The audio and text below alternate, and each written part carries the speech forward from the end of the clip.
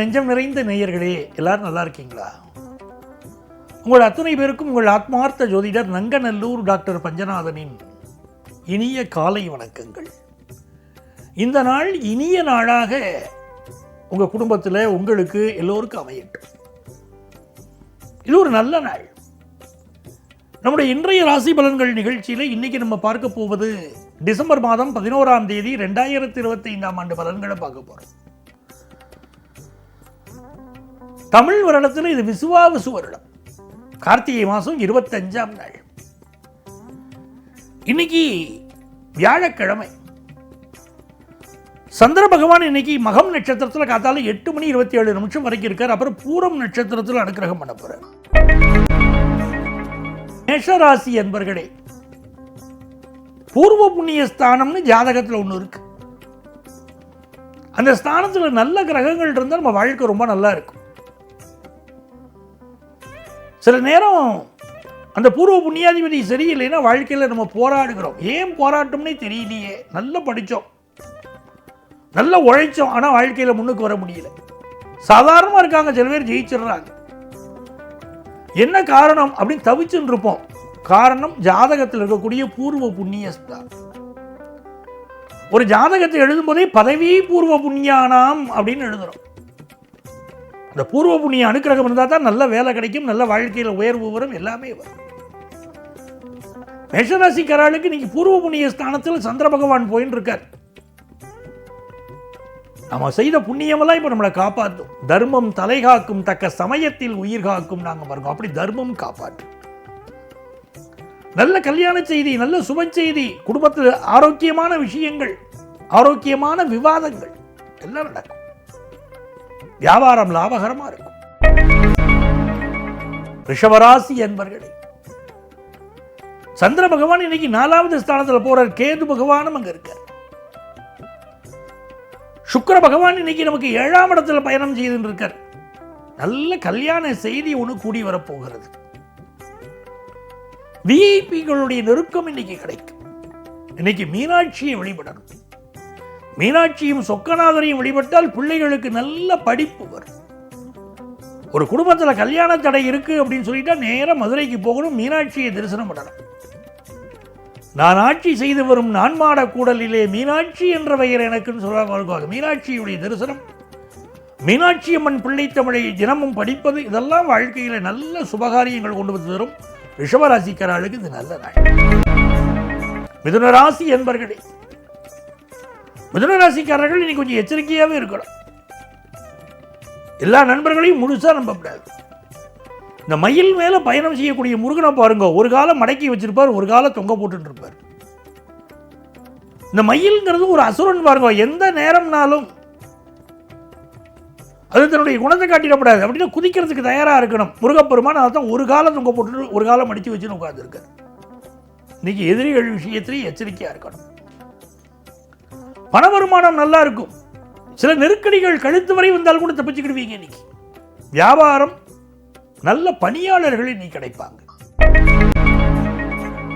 கடகராசி என்பர்களே, சந்தோஷமான நாள், தைரியமா முடிவெடுக்க வேண்டிய நாள். சில முடிவுகளை ரொம்ப தாமதமாக எடுக்கக்கூடாது. எடுக்க வேண்டிய நேரத்தில் முடிவு எடுத்துடணும், அப்பதான் ஜெயிக்க முடியும். ரொம்ப லேட்டா முடிவு எடுத்தால் நமக்கு கிடைக்க வேண்டிய வெற்றிகள் தள்ளி போயிடுறது, கிடைக்காம போயிடுறது. இந்த ஜாப் இருக்கு, அக்செப்ட் பண்ணிக்கிறியான்னு கேட்டால் நான் யோசிச்சு 2 நாள் கழிச்சு சொல்றேங்கிறத விட சொல்லும். அப்படி லேட்டாக நீங்கள் சொல்றதுக்குள்ள அந்த ஜாப் இன்னொருத்தர் தட்டி எடுத்துன்னு போயிடுவாங்க. கிடைக்கக்கூடிய ஆப்பர்ச்சுனிட்டியை கடகராசிக்காரர்கள் இன்னைக்கு பயன்படுத்தினா வாழ்க்கையில் ஜெயிக்கலாம். இன்னைக்கு துர்க்கை வழிபாடு, காளி வழிபாடு செய்யணும். யாதுமாகி நின்றாய் காளி, எங்கும் நீ நிறைந்தாய். நாங்க பாருங்க, காளி வழிபாடு செய்தால் இன்னைக்கு எல்லா வெற்றியும் உங்களுக்கு கிடைக்கும். பிசினஸ் லாபம் தரும், குடும்பத்தில் சந்தோஷம் வரும். சிம்மராசி என்பர்களே, கணவன் மனைவி உறவில் அப்பப்போ ஒரு ப்ராப்ளம் வந்துட்டு போயின்னு இருக்கு. ஒரு ஊழல் எடுத்துக்கிறதா, அதை எப்படி சொல்றது அப்படின்னு ஒரு நெருக்கடி.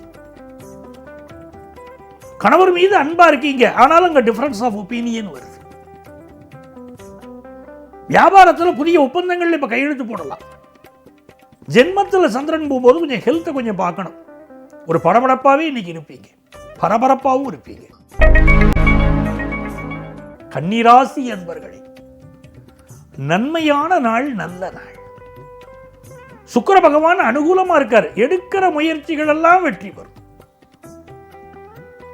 12ஆம் இடத்துல சந்திர பகவான் இருக்கார். சிலருக்கு கழிவு உறுப்புகளில் இப்ப பிரச்சனை இருக்கும். சிலருக்கு ஆபீஸ்ல ப்ரமோஷன், அதோட டிரான்ஸ்பர், இதெல்லாம் இப்ப கூடி வரும். வியாபாரத்தை மிக நேர்த்தியா பண்ணுவீங்க. படிக்கிற மாணவர்களுக்கு ஞாபக சக்தி ரொம்ப நல்லா இருக்கும். துலாம் ராசி என்பர்களே, சினிஃபீல்டை சேர்ந்தவங்க, கலைஞர்கள், நாடகத்துறையை சேர்ந்தவர்கள், இப்படி எந்த கலைஞராக இருந்தாலும் பெரிய வளர்ச்சி இன்னைக்கு உண்டு. புதிய ஆப்பர்ச்சுனிட்டி வரும், அதை பயன்படுத்திக்கிறோம். 10ஆம் இடத்தின் அதிபதி 11ஆம் இடத்துல உட்கார்ந்து இருக்கார். நல்ல வேலை கிடைக்க போறது, நல்ல ப்ரமோஷன் கிடைக்க போறது, நல்ல நல்ல செய்திகள் துளாராசிக்காரர்களுக்கு கூடி வரும். சுக்கிர பகவான் இப்போ உங்களுக்கு அனுகூலமா இருக்கார். கல்யாண செய்தி கூடி வரும். ராசிக்கு அதிபதியும் லாபாதிபதியும் கூடி குடும்பஸ்தானத்தில் இருக்கா. மிகப்பெரிய வெற்றிகளை கொண்டு வந்து தரக்கூடிய அற்புதமான நாள். பண லாபம் பெருகும், கல்யாண விஷயம் கூடி வரும், குடும்பத்தில் சந்தோஷம் வரும், படிப்பு நல்லா வரும். விருச்சிக ராசி என்பர்களே, மிகுந்த நன்மைகள் தேடி வரக்கூடிய நல்ல நாளாக விருச்சிக ராசி என்பர்களுக்கு அமைகிறது. குடும்பத்தில் உள்ள கவலைகள், பிரச்சனைகள் விலகும். சந்திர பகவான் இன்னைக்கு 10ஆம் இடத்தில் இருக்கார். நல்ல வேலை வாய்ப்பை நமக்கு தருவார். குடும்ப வருமானம் பெருகும். நல்ல சம்பந்தம் அமையும். வீட்டுக்கு புதுசா பொருள்கள் வாங்குவீங்க, சந்தோஷப்படுவீங்க. பிள்ளைகள் உங்க சொல்படி கேட்பாங்க, அதுலயும் ஒரு மகிழ்ச்சி வரும். தன்னுடைய தவறுகளை உங்க பிள்ளைகள் இன்னைக்கு திருத்திக்கிடுவாங்க. குடும்பத்து பெரியவர்களுடைய வாழ்த்துக்கள், வழிகாட்டுதல் இன்னைக்கு எல்லா நன்மையும் தரும். தனுசு ராசி என்பர்களே, இந்த நாள்ல சந்திர பகவான் 9ஆம் இடத்துல போயிட்டு இருக்கார். செவ்வாய் பகவான் நம்முடைய ராசியில் இருக்கார். இன்னைக்கு முருகப்பெருமான் வழிபாடு செய்யற. சில கம்யூனிகேஷன் மனசை போட்டு வாட்டலாம், வருத்தலாம். எதை பத்தியும் இன்னைக்கு கவலைப்படாதீங்க, அமைதியா மனசை விடுங்க. புதிய தொழில் முயற்சி ஒன்று வெற்றி அடைய போகிறது. பிசினஸ்ல நிறைய இன்வெஸ்ட் பண்ண போறீங்க. நண்பர்களால் நன்மைகள் நடக்கும்.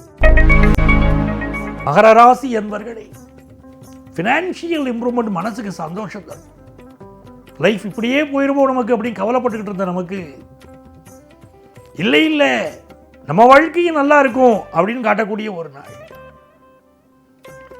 கல்யாணமே நடக்காம சாமியாராக போயிருவோமோ அப்படின்னு பயந்துட்டு இருக்கக்கூடிய பல பேருக்கு இன்னைக்கு கல்யாணம் நடக்கும்ங்கிற நல்ல செய்தி வரப்போகுது. நல்ல பணப்புழக்கம் இன்னைக்கு இருக்கும். பிசினஸ் லாபகரமாக வைக்கும். கும்பராசி என்பர்களே, அருமையான நாளுங்க கும்பராசிக்காரங்களுக்கு. 7ஆம் இடத்துல சந்திரன் இருக்க. சுக்கிரன் உங்களுக்கு நல்ல வேலை வாய்ப்பை தரப்போறார். உங்க குடும்பத்தில் கல்யாண செய்தியை கொண்டு வந்து கொடுக்க போறார். பினான்சியல் இம்ப்ரூவ்மெண்ட் நல்லா இருக்கும். புதிய சொத்துக்கள் வாங்குற யோகம் உண்டு. மூத்த சகோதரர் பக்கபலமா இருப்பார். வரவேண்டிய சொத்துக்கள் வந்து சேரும். நிறைந்த வெற்றிகள் தேடி வரும் நாள். மீனராசி என்பர்களே, அற்புதமான நாள். சந்திர பகவான் 6ஆம் இடத்தில் இருக்கார். புதிய வேலை வாய்ப்பு கிடைக்கும். மனசுக்கு சந்தோஷம் வரும். கொஞ்சம் ஹெல்த்தை பார்த்துக்க வேண்டிய அவசியம் இருக்குங்க. கொஞ்சம் அசால்ட்டா இருந்துருவோம். அதெல்லாம் அப்போ பார்த்துக்கலாம், பெருசா வந்தா பார்த்துக்கலாம்னு இருப்போம். சின்னதா இருக்கும்போது இப்ப சரி பண்ணி விட்டுறணும். மீனராசிக்காரங்க ஏதாவது ஹெல்த் இஷ்யூ இருந்துச்சுன்னா, இந்த மாதிரி நாட்களில் புதுசா வேலைக்கு ட்ரை பண்ணா வேலை கிடைக்குது, கடனுக்கு முயற்சி பண்ணா கடன் கிடைக்குது. நல்ல நிம்மதி பெருகக்கூடிய நல்ல நாள். அன்பர்களே, நாளைய பதிவில் மீண்டும் சந்திப்போமா?